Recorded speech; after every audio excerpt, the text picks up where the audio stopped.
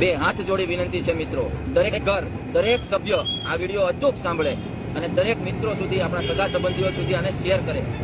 આપણા ભરૂચની અંદર 9 વર્ષની દીકરીને હાર્ટ એટેક આવ્યો. 9 વર્ષની. તમે જો કોઈ મેડિકલ ટર્મ સાથે જોડાયેલા છે, વિદ્યાર્થીઓ છે, એમને ખબર હશે, કોઈ પણ માતાના દીકરીના શરીરની રચના આવી હોય એને 45 વર્ષની નીચે હાર્ટ એટેક આવે જ નહીં, પરંતુ અત્યારે આવે છે. ભરૂચની અંદર છેલ્લા 4 જ મહિનાની અંદર ડાયાલિસિસ કરતા પેશન્ટોની અંદર 25% બાળકો નોંધાયા છે. ના કોઈ સામાન્ય વસ્તુ નથી, આ અતિ અતિ અતિ ભયાનક વસ્તુ તરફ આપણે ગુજરાતની જનતા જઈ રહી છે. એનું જ્યારે સર્વે કરવામાં આવ્યું ત્યારે ખબર પડી કે ગુજરાત રાજ્ય રેડી ટુ ઈટ પેકેટબંધ વસ્તુઓના ખાનપાનની અંદર, બજારમાં વેચાતા તમામ વસ્તુના ખાનપાનની અંદર પ્રથમ સ્થાને છે.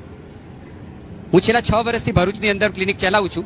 છેલ્લા 1.5 વર્ષની તમને વાત કરું, 1.5 વર્ષની અંદર નાના બાળકો ડાયાબિટીસની પ્રોબ્લેમ, કેન્સરની પ્રોબ્લેમ, કિડની ફેલ્યોરની પ્રોબ્લેમ, અસ્થમાની પ્રોબ્લેમ, ચામડીના રોગોની પ્રોબ્લેમ, આ છેલ્લા માત્ર 2 વર્ષ પહેલા આ સમસ્યા આટલી બધી નથી, પરંતુ છેલ્લા 2 વર્ષની આ સમસ્યા અનેક ગણી વધી છે, અનેક ગણી. એટલે સભ્ય સમાજના લોકોએ, જાગૃત નાગરિક અને થોડા સંવેદનશીલ સંસ્કારી પરિવારો હવે ચેતવાની જરૂર છે. કારણ કે આપણે વડવાઓ કહી ગયા ને, સંતો કહી ગયા, જેવું અન્ન ખાય એવો ઓડકાર હોય. હવે આહાર એટલી હદે આપણો બગડી ગયો છે કે જો હવે જાગૃત નહીં રહે તો ત્રીજી આપણી તમારા ઘરમાં જે નાની પેઢી ઉછરી રહી છે ને, એ ભયાનક ગતિ તરફ આગળ વધી રહી છે. અને આ લોકોનું ટાર્ગેટ છે જગતના ધનાઢ્ય 10 થી 12 પરિવારોનું એક ગ્રુપ છે, અને એનું બહુ મોટું ઇન્વેસ્ટમેન્ટ ફાર્માસ્યુટિકલ ક્ષેત્ર છે. અને આવનારા સમયની અંદર સૌથી મોટામાં મોટી કોઈ બીમારી હોય ને, મંચ ઉપર બેઠું છું છતાં મારે બોલવું પડે છે, એ ઇન્ફર્ટાલિટી છે, બાળકો પેદા નહીં થાય. એટલે આ લોકો હવે ભારતમાં એ લોકોને પરમિશન મળતી નથી, જાપાનમાં એ લોકોને પરમિશન મળી ગઈ, કોરિયામાં પરમિશન મળી ગઈ, ત્રીજા રાષ્ટ્રનું મને નામ ખબર નથી.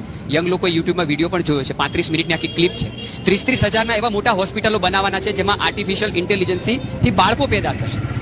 અને એ બાળકોની અંદર દાળ ભાત શાક રોટલી કરતા એને નિરોગી રાખવા માટે, હેલ્ધી રાખવા માટે, અથવા તેનું શરીર ટકાવવા માટે ગોળીઓની જરૂર પડશે.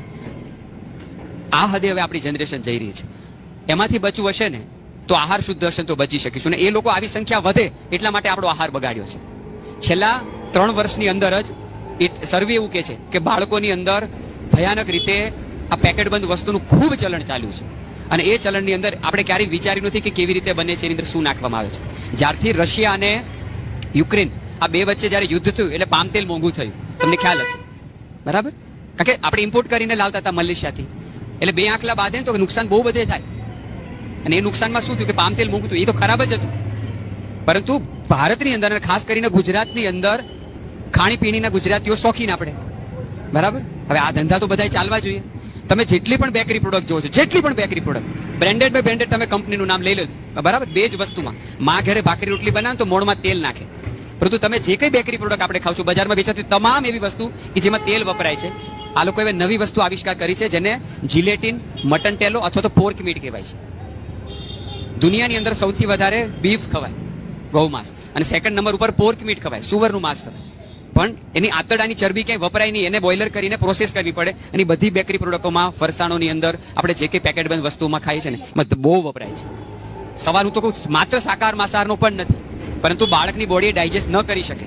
શરીરની અંદર સુવરની ચરબી જાય તો શરીરનું તાપમાન જ્યારે 40 ડિગ્રી કરતા પ્લસ થાય તો હજી પચી શકે, નહીતર ના પચી શકે. આપણા શરીરનું તાપમાન 37 થી વધે જ નહીં. એટલે બાળકને મેગી ખવડાવો તો પહેલા એને તાવ લાવો, તાવ આવશે તો જે મેગી પચશે, નહીતર નહીં પચી શકે.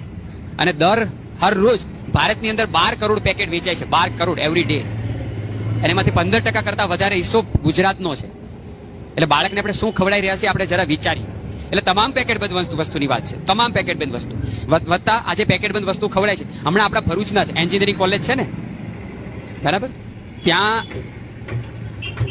આપણા એક પરિચિત ભાઈ રહે છે, જોબ કરે છે ત્યાં. એની છોકરીને અચાનક બીમાર પડી, હાજી નથી થતી, એટલે સિવિલ લઈ જવી પડી.